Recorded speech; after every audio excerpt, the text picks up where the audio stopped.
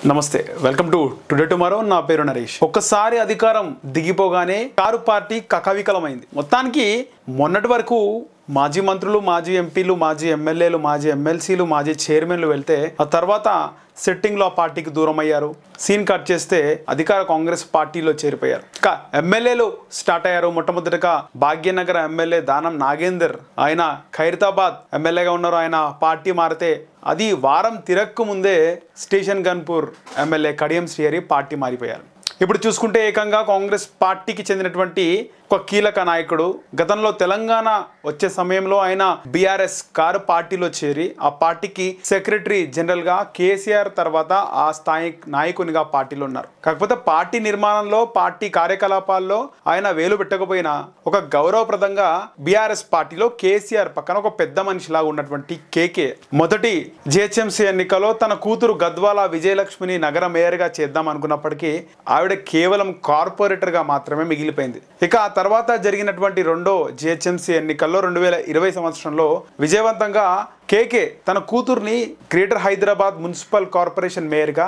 చేయడంలో సక్సెస్ అయ్యారు ఆ తర్వాత విజయలక్ష్మి తండ్రి కేకే ఇద్దరు ఒక్కసారి బీఆర్ఎస్ పార్టీ అధికారానికి దూరం కాగానే పక్క పార్టీ చూపులు చూడడం మొదలుపెట్టారు చాలా రోజుల తర్వాత కేకే మీడియా ముందుకు రావడం లేకపోతే తన మనసులోని మాట మీడియాకి చెప్పడం కూడా జరిగింది అదేంటంటే కేకే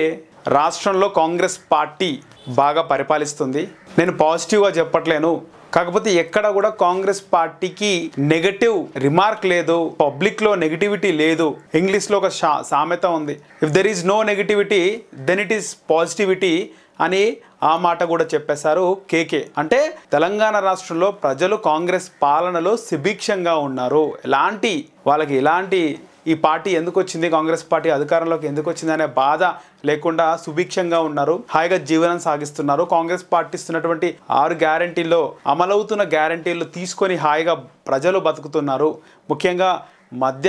ఏదైతే మిడిల్ క్లాస్ ఆ తర్వాత బిలో మిడిల్ క్లాస్ వాళ్ళు హ్యాపీగా ఉన్నారు అని చెప్పేసి కేకే మాటల్లోని పరమార్థం అలా చెప్పడం ఆ వెనువెంటనే కాంగ్రెస్ పార్టీ తెలంగాణ వ్యవహారాల ఇన్ఛార్జ్ దీపాదాస్ మున్షి ఆవిడ కలవడం రేవంత్ రెడ్డితో సహా కేకే నివాసానికి వెళ్ళి కలిసి పుష్పగిచ్చం ఇచ్చి అప్పటి వరకు అంటే తెలంగాణ వచ్చే వరకు కాంగ్రెస్ పార్టీలో ఒక పెద్ద నాయకుడుగా కాంగ్రెస్ పార్టీ అధికారంలో ఉన్నప్పుడు ఆ పార్టీ పిసిసి అధ్యక్షుడిగా ఉన్నటువంటి కె కేశవరావు మళ్ళీ కాంగ్రెస్ పార్టీలోకి ఆహ్వానించారు ముఖ్యమంత్రి రేవంత్ రెడ్డి మొత్తానికి పిసిసి చీఫ్గా గతంలో ఉన్నటువంటి కె కేశవరావు కాంగ్రెస్ పార్టీలో ఒక బ్రాండ్ ఒక మార్క్ ఉన్నటువంటి వ్యక్తి కె కేశవరావు అలాంటి కె కేశవరావు మళ్ళీ కాంగ్రెస్ పార్టీలోకి వెళ్తున్నారు ముఖ్యంగా అక్కడ రేవంత్ రెడ్డిని కె కేశవరావు చాలా అంటే నువ్వు ఒక దమ్మున్న లీడర్వి కాంగ్రెస్ పార్టీని అధికారంలో తీసుకొచ్చినావు అని ఒక పొగడ్తల వర్షంలో కేశవరావు రేవంత్ రెడ్డిని ముంచడం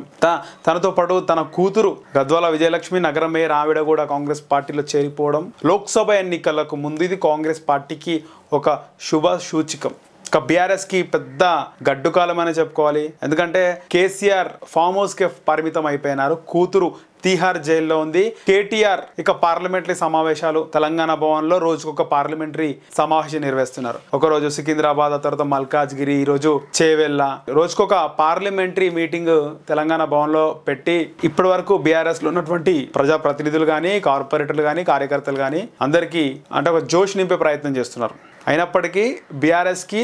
రోజు జరిగే డ్యామేజ్ మాత్రం జరుగుతూనే ఉంది రేవంత్ రెడ్డి మొన్న దానం నాగేందర్ జాయిన్ అయినప్పుడు నేను ఆపరేషన్ ఆకర్స్కి ఒకటే గేట్ ఎత్తినా అని చెప్పినాడు కాకపోతే వాస్తవానికి ఇక్కడ రేవంత్ రెడ్డి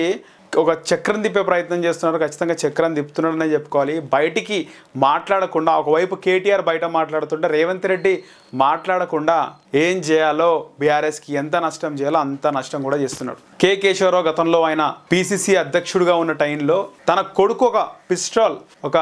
ఫైర్ చేయడంతో ఆ నింద ఏదైతే జరిగిన ఇన్సిడెంట్కి ఆయన బాధ్యత వహించి పిసిసి చీఫ్ పదవిగా అప్పట్లో ఆయన రాజీనామా చేయడం జరిగింది ఆ తర్వాత వైఎస్ మరణం కాంగ్రెస్ పార్టీలో నాయకత్వ లోపం తెలంగాణ ఏర్పడిన తర్వాత పొన్నాల లక్ష్మయ్యకు ఆ పార్టీ అధ్యక్ష పదవి రావడం కేకే ఆ పార్టీకి దూరమై బీఆర్ఎస్ అప్పటి టీఆర్ఎస్ పార్టీలో చేరడం ఆయనకు కేసీఆర్ గుర్తించి సెక్రటరీ జనరల్ అనే కీలక పదవి కూడా ఇవ్వడం జరిగింది సో మొత్తానికి కేకే కూడా కాంగ్రెస్ పార్టీ వైపు చూడడం కేసీఆర్ పైన అసహనం వ్యక్తం చేయడం ఒకవైపు కేసీఆర్ కూడా ఉంటే ఉండు లేకపోతే పో పార్టీలకించి అని చెప్పినట్టుగా కూడా తెలుస్తుంది మొత్తానికి కె కేశవరావు కాంగ్రెస్ పార్టీలో చేరడం అది కాంగ్రెస్ పార్టీకి ఒక ప్లస్ పాయింట్. అలాగే కడియం శ్రీ, కడియం కావ్య ఒక పార్టీ నుంచి టికెట్ వచ్చిన తర్వాత కూడా ఆ పార్టీకి ఆ టికెట్ నుంచి నేను పోటీ చేయను అని బయటికి రావడం, తండ్రి సిట్టింగ్ ఎమ్మెల్యే ఉండడం, పార్టీ మారడం పార్టీకి పెద్ద నష్టమే. ఇది చాలా రాజకీయాల్లో జరిగే అరుదైనటువంటి ఘట్టాలు. ఇది బీఆర్ఎస్కి ఒక పెద్ద చేదు అనుభవం అని చెప్పవచ్చు.